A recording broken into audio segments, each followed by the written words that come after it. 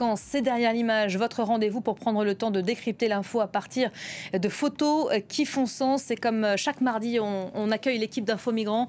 Charlotte Boitteau, bonjour Charlotte. Bonjour. Vous revenez du nord de la France, dans la région de Dunkerque, où vous êtes allée à la rencontre de ces centaines de migrants qui survivent en périphérie de la ville dans l'attente de leur passage au Royaume-Uni.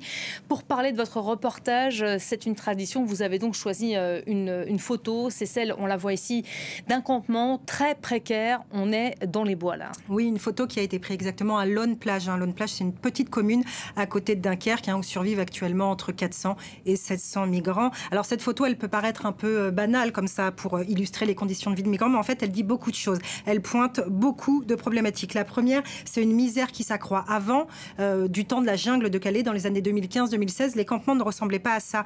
Je ne sais pas si vous vous rappelez, c'était un énorme campement regroupé à un seul endroit, assez structuré, avec la présence d'ONG à l'intérieur, un accès à l'eau potable, à des sanitaires. Aujourd'hui, en fait, les camps de migrants ne ressemblent plus du tout à ça. Ils ressemblent à cette image.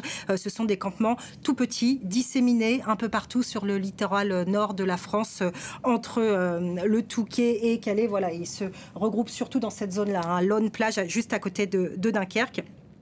Alors pourquoi ils sont tout petits? Pourquoi maintenant on se cache dans les bois? Tout simplement parce que les choses ont changé. Le gouvernement, les autorités françaises ont interdit les points de fixation, c'est-à-dire qu'on interdit d'établir, de construire des campements sur le territoire français. Donc les migrants qui arrivent n'ont pas le choix. Ils se cachent, ils posent leur tente dans des endroits souvent isolés, dans des endroits boisés, à l'abri des regards, et surtout avec un grand problème, c'est-à-dire qu'ils n'ont aucun accès aux infrastructures sanitaires et aux ONG. Cette photo, elle raconte enfin l'invisibilité du coup de ces migrants, parce que qui dit invisibilité dit aussi plus grande précarité. Lorsqu'on se cache, on est évidemment plus isolé, donc plus vulnérable, plus exposé à la violence des autres migrants, à la violence des passeurs et parfois même à la violence de la population française qui peut être hostile à la présence de ces exilés à côté de chez eux. Quelque chose qu'on ne voit pas sur l'image du jour, puisqu'on va derrière l'image. Vous avez pu remarquer pendant votre reportage des barbelés qui avaient été installés un peu partout près de ces mini-campements du nord de la France. Oui, des barbelés, des blocs de béton, des barrières absolument partout, positionnés à des points un peu stratégiques autour de ces petits campements. Le but, évidemment, c'est d'empêcher les migrants de se rendre dans les villes, de se rendre sur les plages pour traverser la Manche et aussi de se rendre au point de distribution de nourriture des ONG. C'est vraiment très problématique parce que... C'est ce genre de rempart dont vous parlez. Exactement. Et du coup, ils sont obligés de prendre des chemins alternatifs assez dangereux, de longer donc, des voies ferrées au plus près donc des trains qui passent. Et surtout, vous allez voir sur une prochaine photo, ils doivent longer des départementales, notamment la départementale qui relie Calais à Dunkerque. C'est très dangereux, évidemment. Les voitures roulent très vite. Et il y a même eu un accident terrible puisqu'un migrant est mort fauché le 18 avril dernier sur cette même départementale. Donc de l'aveu même des associations, si avant il était compliqué de vivre dans ces campements, il est désormais compliqué même d'y survivre. Tout est absolument un parcours du combattant, se doucher, avoir accès à de la nourriture et même avoir accès à de l'eau potable. Alors pendant votre reportage, vous en avez profité pour parler à ces migrants du plan Rwanda, actuellement mis en place par Londres pour expulser les migrants vers Kigali. Qu'est-ce qu'ils en pensent au juste? Alors sans surprise, évidemment, ils sont très inquiets. Je précise que pendant ce reportage, la majorité des migrants que nous avons rencontrés étaient tous au courant de ce plan. On ne leur a pas appris, ils l'avaient appris via les réseaux sociaux.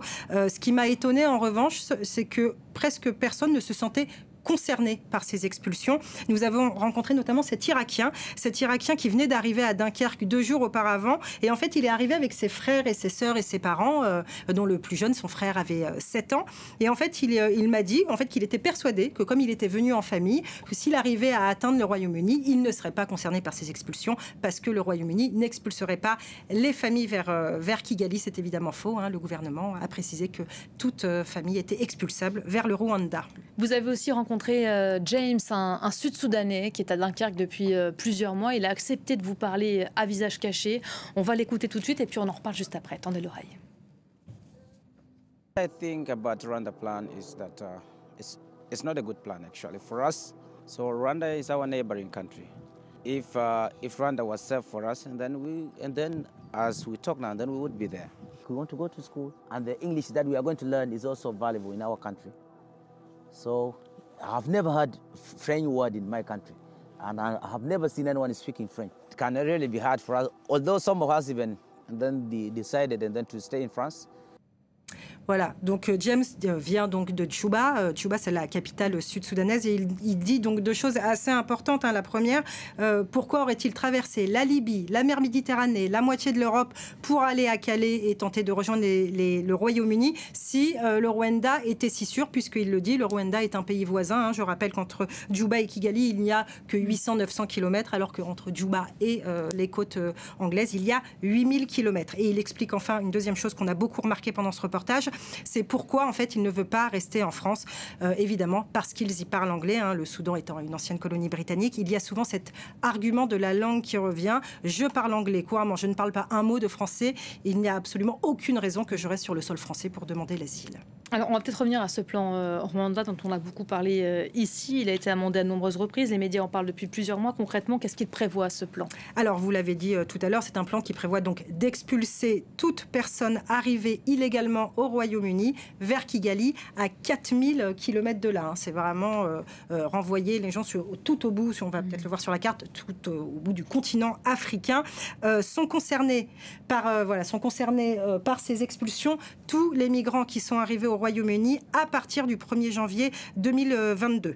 Donc, pour faire simple, c'est au Rwanda que reviendra le rôle de gérer, réceptionner ces migrants, les loger, instruire leur dossier de demande d'asile et donc de fournir une réponse soit positive, soit négative à ces demandes d'asile. Vous en parliez juste avant, les enfants sont donc concernés par ces expulsions vers le Rwanda aujourd'hui? Oui, alors oui et non. C'est-à-dire que les mineurs isolés sont en théorie protégés. Ils ne pourront pas être expulsés vers le Rwanda. Je dis en théorie parce que les ONG britanniques que nous avons consultées s'inquiètent en fait d'un nombre grandissant de jeunes qui se déclarent mineurs, mais en fait qui sont reconnus majeurs par Londres et donc potentiellement expulsables. Sinon, tout le monde, absolument tout le monde, peut être envoyé à Kigali. Toutes les nationalités sont concernées. Quand je parle de tout le monde, je parle des hommes, des femmes et donc des familles avec enfants. Même les Afghans qui ont travaillé pour l'armée britannique dans leur pays avant le retour des talibans, qui sont arrivés récemment sur le sol anglais, peuvent être expulsés. Et point important que j'aimerais souligner, toutes les personnes envoyées au Rwanda, qu'elles obtiennent le statut de réfugié ou non, ne pourront jamais revenir légalement au Royaume-Uni. Voilà, donc à l'heure où on parle, dans les chiffres, Londres espère arrêter 5700 personnes pour l'année 2024 et les expulser vers le Rwanda. On a essayé de joindre le Home Office, le ministère de l'Intérieur britannique.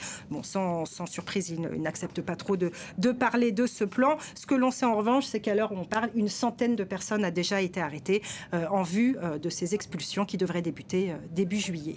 Du côté de Londres, on a donc le plan Rwanda. Du côté de la France, il y a de plus en plus de contrôles, également des patrouilles supplémentaires sur les plages. Conséquence, bien, les migrants, ils prennent toujours plus de risques pour traverser la Manche sans se faire arrêter. C'est ça, Oui, depuis des années, Londres et Paris travaillent main dans la main pour militariser la frontière, empêcher toutes ces traversées. Donc, concrètement, ça veut dire qu'il y a de plus en plus de patrouilles déployées sur les plages.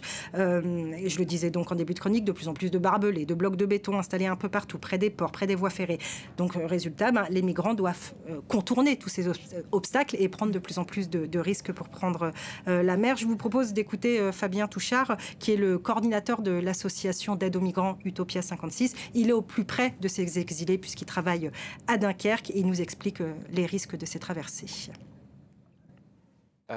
Les risques, ils sont toujours de plus en plus grands. Nous, on voit que les personnes exilées, pour éviter les forces de police sur place et d'être empêchées sur les plages, vont prendre des risques au niveau de la météo. Donc, ils vont prendre le bateau quand il y a beaucoup de vent, quand les vagues sont très hautes. Ils vont aussi partir de plus en plus loin. On a des traversées qui se passent depuis la baie de Somme.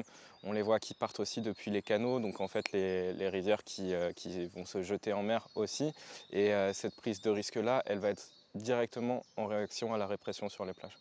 Voilà, donc Fabien Touchard qui nous a expliqué que ces mises à l'eau aussi étaient extrêmement compliquées. Pourquoi? Parce que quand on met un canot à l'eau, on installe, vous savez, au fond de ce pneumatique des planches un peu rigides pour stabiliser le canot et que pour gagner du temps, pour échapper plus vite à la police, les migrants l'enlèvent, cette planche rigide, ce qui risque évidemment de faire chavirer le naufrage et de provoquer des noyades. Il nous a enfin parlé, vous voyez, de la surcharge de ces canots. Avant, les traversées de la Manche ne ressemblaient pas non plus vraiment à ça. Il y avait 30-40 personnes à bord des canots. Elle est impressionnante cette image. Voilà. Maintenant, on parle souvent de 80, 100 personnes à bord d'un même canot. Alors pourquoi? Parce qu'il y a un phénomène assez nouveau qu'on pourrait baptiser, appeler des montées sauvages, c'est-à-dire ce sont des exilés qui n'ont plus les moyens de payer les passeurs, qui ont dépensé toutes leurs économies dans les tentatives de traverser et qui donc essayent à présent d'embarquer un peu à la va-vite au dernier moment. Ils se ruent sur les canaux qui se mettent à l'eau sur les plages du littoral nord et essayent désespérément de monter dessus au dernier moment. Merci beaucoup Charles Boitteau. Vos reportages sont à